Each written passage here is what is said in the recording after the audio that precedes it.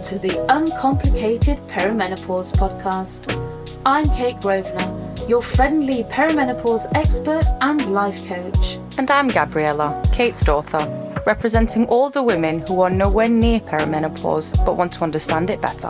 Whether you're just starting your perimenopause journey, deep into it, or you're a loved one trying to support someone who is, we've got you covered. We'll be answering all of your burning questions, exploring the ups and downs, and sharing expert advice and personal insights. So grab a cup of tea, get comfy, and let's dive into the wonderful, sometimes wild, world of perimenopause together. And remember, no matter where you are on your journey, you are not alone. Welcome to the Uncomplicated Perimenopause.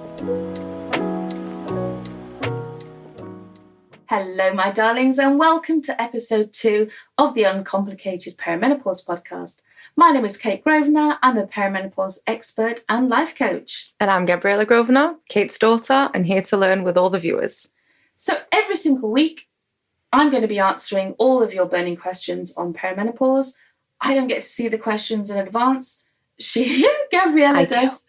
So in the notes below the podcast, you will see a WhatsApp number and the link to our perimenopause group on Facebook. You can ask me any single questions you want. Gabriella gets to choose them every week. I don't see them, and she gets to ask me live on the podcast. Mm-hmm. So, my lovely, what's the question for this week, please? So this question is from Debbie. Hi, Debbie. Who discovered you on TikTok. Oh, thank you. She's from Bolton and is 45 years old. Okay. And Debbie is unsure if she's in the perimenopause stage currently. Okay. She's always feeling anxious. Oh, bless. Her skin feels itchy. Yeah. She's extremely tired and has lost all interest in sex. Oh, bless. Yeah. She thinks she's at the perimenopause stage, but when she went to get her blood test done recently at the doctor's, her test came back as normal. What should she do? Is she going mad? Oh, Debbie. Oh, bless her. You're not going mad, darling. I absolutely promise you that. Please understand this. This is something I hear literally, I think, every single day. I get this version of this question in my TikTok inbox, in my Facebook group, in my emails, pretty much every single day. So I promise you, you're not going mad. So first and foremost, the test for perimenopause is incredibly unreliable. The reason being, they're testing two hormones. They're testing your FSH levels and your LH levels, which are testing, basically, they're looking at your body's estrogen and when your ovary is releasing an egg and all this kind of stuff. Anyway, the point being, do you remember last week in the show, we were talking about how that your estrogen during your cycle as a 24-year-old, that, you know yourself that your mood goes up and down during your month. And that's because your estrogen goes up and down during your normal cycle. So your estrogen is like a wiggly line, like a wiggly worm every single month.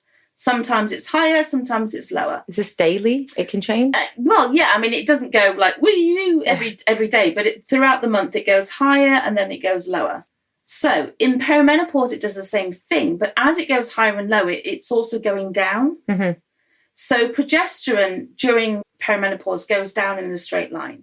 So once we start our perimenopause journey, it just goes on a steady decline.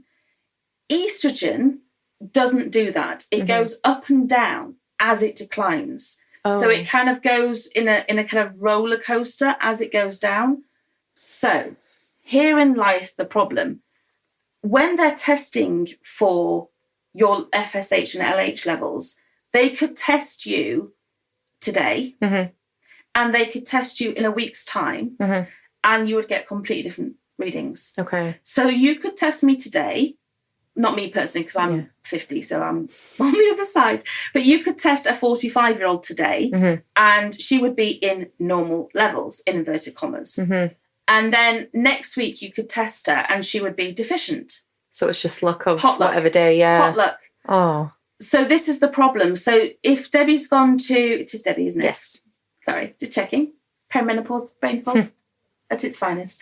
She goes to the doctor on one day and the doctor says, no, you're absolutely normal. Yeah. If she'd have gone maybe 4 days after, she could be deficient. Okay. But they're not going to test it every single day for a 30-day period. Mm-hmm. So the problem is that And it's not their fault. Yeah. But they just test it on the day. Mm-hmm. So the bad news is, sorry, Yeah. you got the wrong day. Mm. That's the bad news. The good news is, if you're 45 years or above in the UK, you do not have to have a blood test to be diagnosed with perimenopause. Oh, wow. Okay. So the NICE guidelines, and the NICE not mean, oh, isn't that lovely? Not that kind of nice. NICE is an NICE guidelines in the UK, say that if you're a woman or, you have a menstrual cycle, Mm-hmm. you can be diagnosed with perimenopause just on the fact that you are presenting with some vasomotor symptoms. Mm-hmm. Vasomotor symptoms being you have either a night sweat or a hot flash, Mm-hmm. and you're 45. Oh, wow. So you can be given HRT, you can be prescribed HRT if that's what you want to, Mm-hmm. or you can be given some, helped with anything else. Yeah, because you know your body better than anyone else. I'm sure at some point somebody's going to be asking me about HRT. Yeah. But whatever road you choose to go down, if you want to go down the homeopathic route or the lifestyle route or the HRT route, any which way, you can be officially diagnosed with perimenopause if you're 45 years and above, you're having some kind of vasomotor symptoms, if you're 45 years. That's really cool, actually. Right. So you don't need to have a blood test. Mm. So why does your doctor not know that? Is because they don't have to have up-to-date perimenopause or menopause training. Oh. What? I know.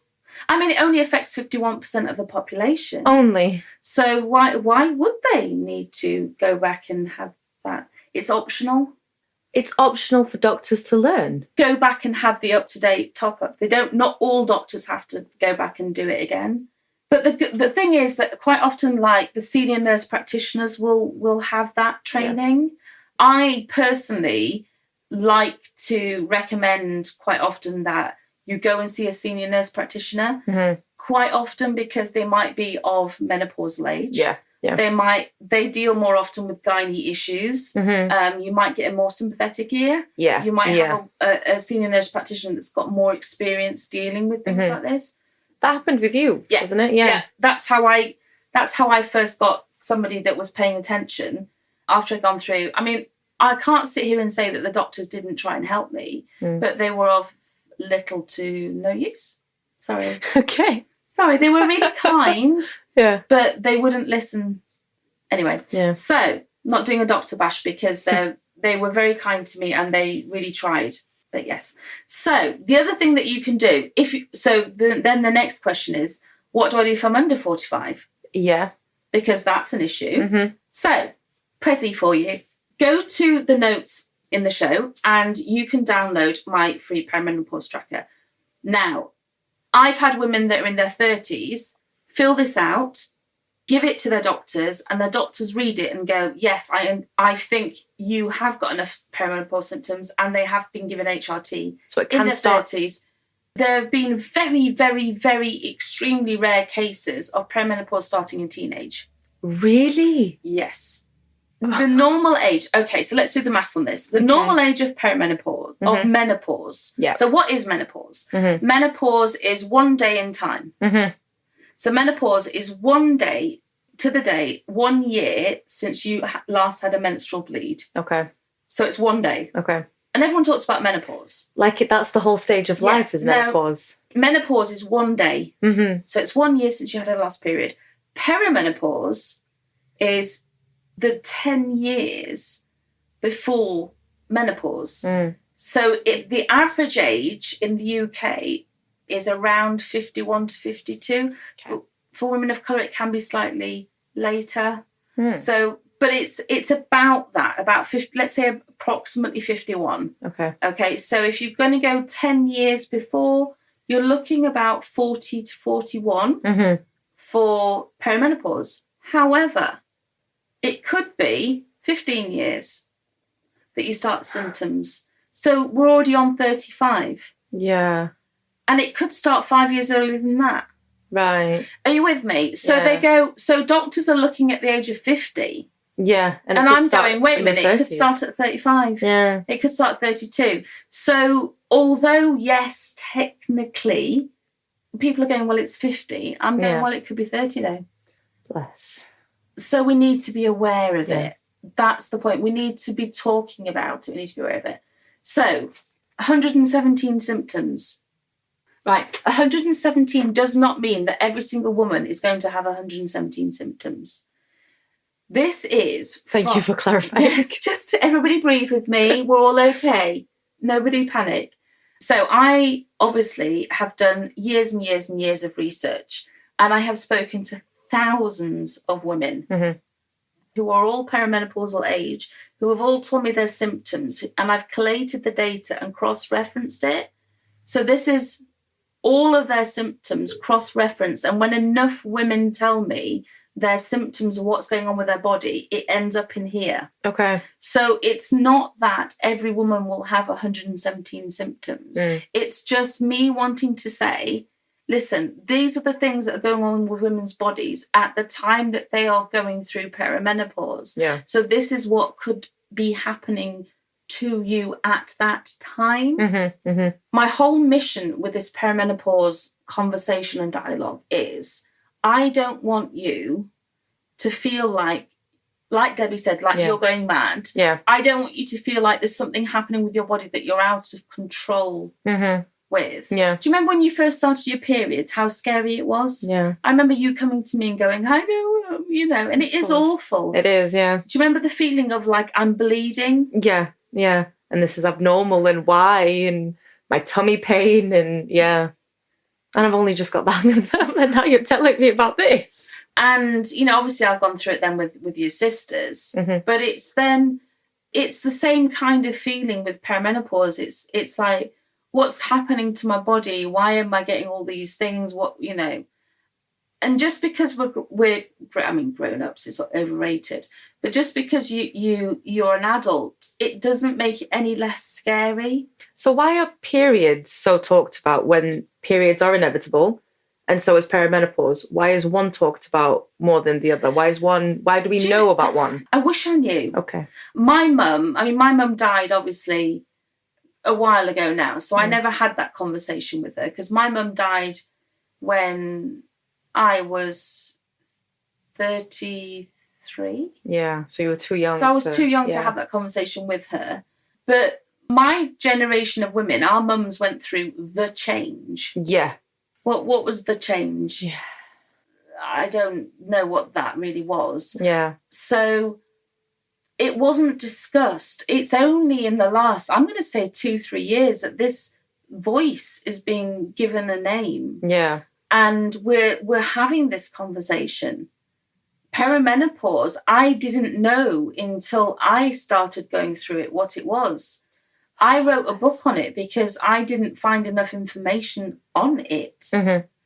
Even menopause, I deliberately didn't write a book on menopause because I was like, hey, it's not menopause. Yeah, yeah. Menopause is something that happens to you at 50. I wanted to write a book about what happens when you're in your late 30s and 40s, because I was like, I want women to know it's not a 50-year-old problem. Yeah. I wanted to talk about what happens earlier and bring that to women's attention. So anyway, that's Don't worry, we are the voice. We will be the voice for you all. Yeah, and 20-year-olds need to know. Yeah. Because they need, and teenagers need to know, because you need to talk to your mums about it and give them a break. Yeah. Be nice. It does help, actually, since understanding your symptoms, what you go through, you're a lot more understanding and patient as a loved one. Yeah. You sympathise, you understand, you're like, oh, bless. A hot flash, or you've not slept, or I'm really sorry, you're not feeling this food today, you're not feeling this, and it's like, oh, what can we do to help? My girls are very cute, to be fair. I mean, there's days when I just have insomnia. Yeah. Like, the sleep fairy did not come. The sleep fairy. The sleep fairy just... Not the sleep fairy. The sleep fairy just buggered off and did one, honestly. So anyway, the perimenopause symptom tracker, it's free. Genuinely, it's free. You can go and download it from, I'll put the link into the show notes, but it's www.myperimenopausesymptoms.com. It's all the symptoms and a tracker.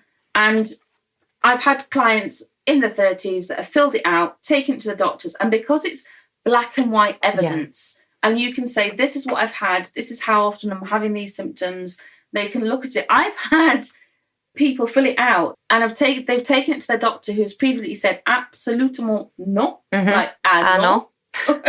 Sorry, that's a Made in Chelsea reference. It's our guilty pleasure. If you know, you know. If you know, you know. It's Maeva. But they've taken it to a female doctor who's previously said no. Yeah. They've taken her the tracker and she's gone, oh, I've got some of these symptoms in her late 30s. I've seen so many women comment on that. And then the doctor's gone, oh, I'm going to download that. Yeah. And started using it herself. They take it a bit more seriously, actually, showing them the tracker. Yeah. So you can download a free copy of that. And I'll put the link to my book, shameless plug, but I'll put a link to my book as well, which is The Uncomplicated Guide to Perimenopause. I'll put a link to the book in there as well. Do you think doctors now appreciate you more or get every time they see the symptoms checklist go, oh God. Not that bloody woman again. Yeah. I don't know. Like, do they appreciate it or do they go, oh, this woman?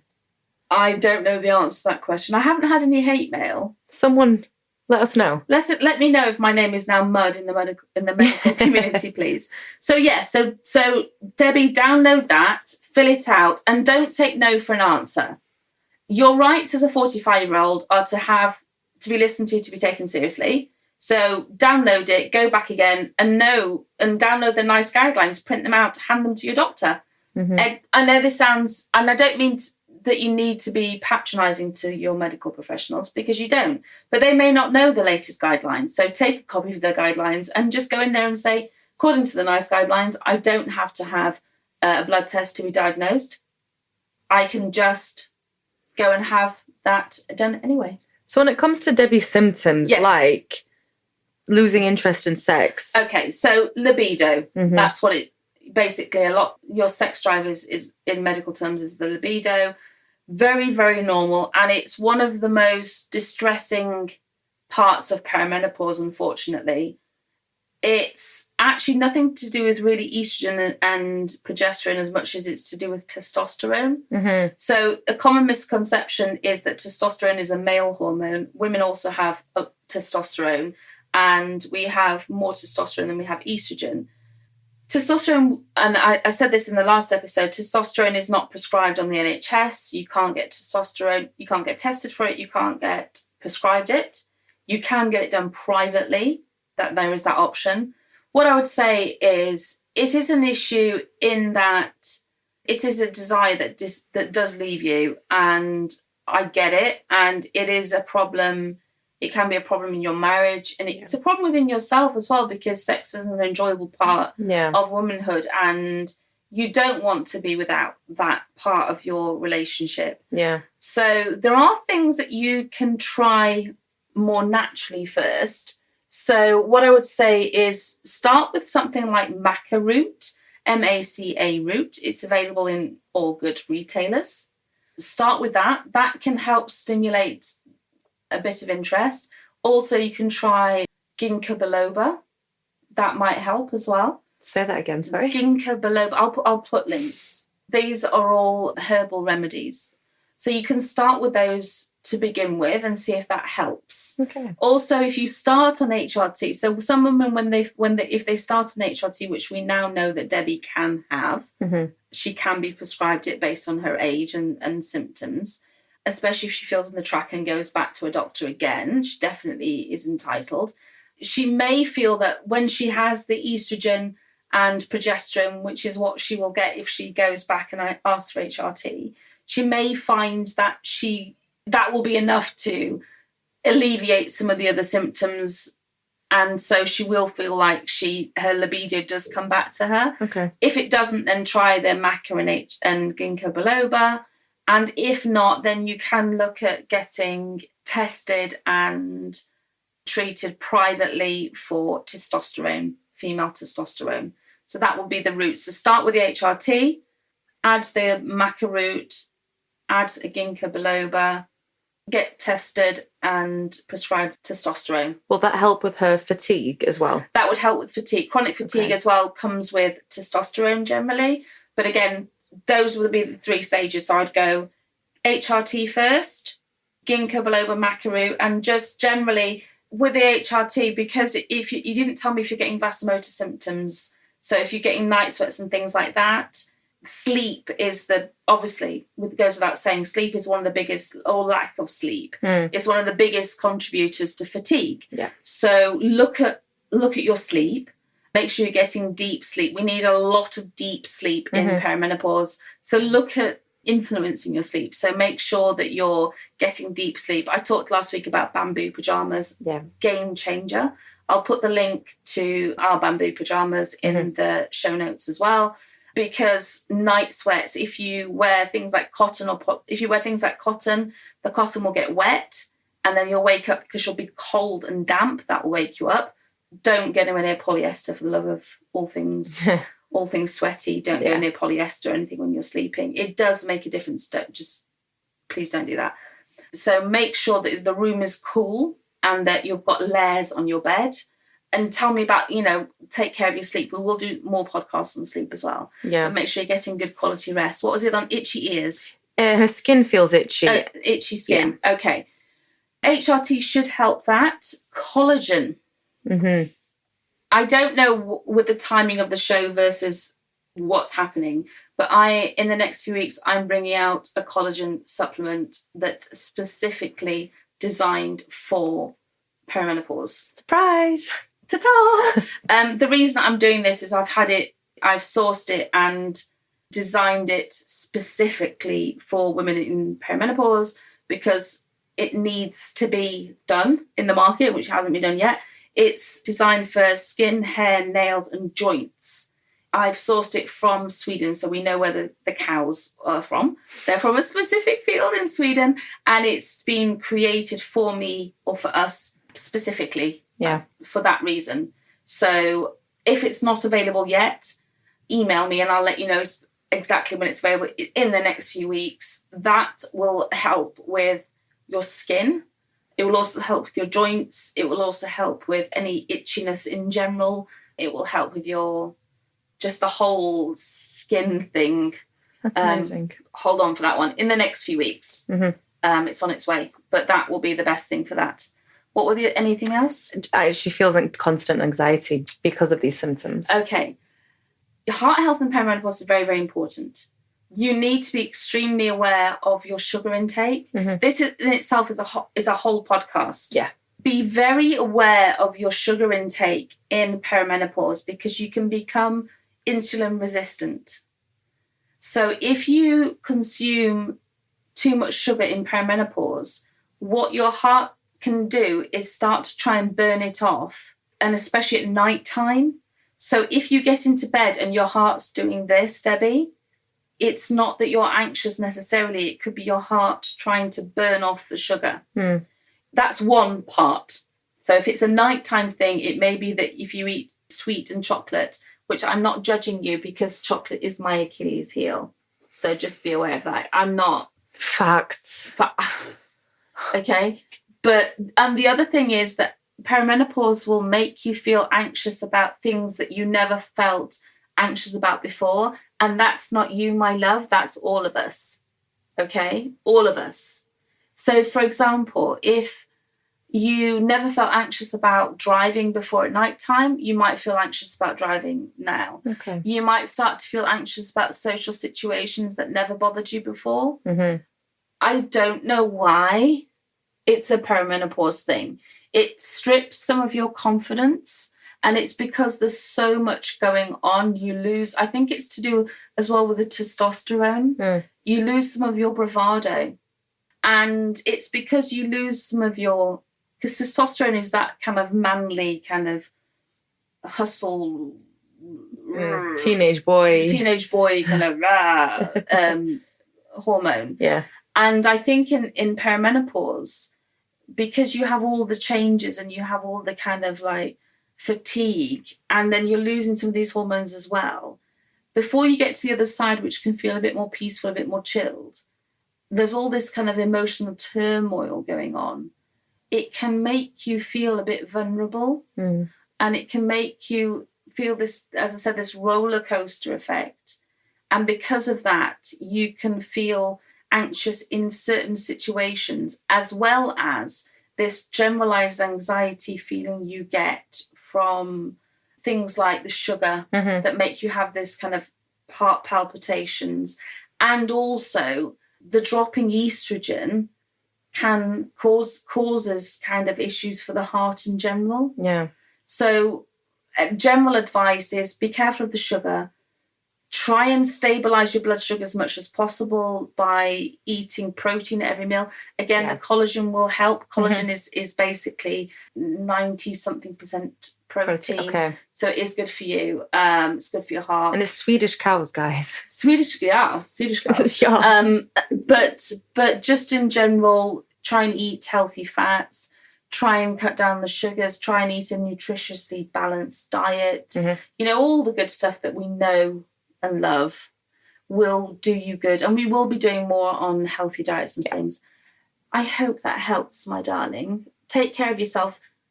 If you don't get a good answer from your doctor, by the way, it is your right to ask for a different doctor.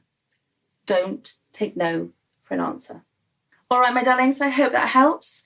Thank you so much for your questions. Don't forget, keep on asking the questions and we will keep on answering them. Thank you. Take care, my darlings. Bye.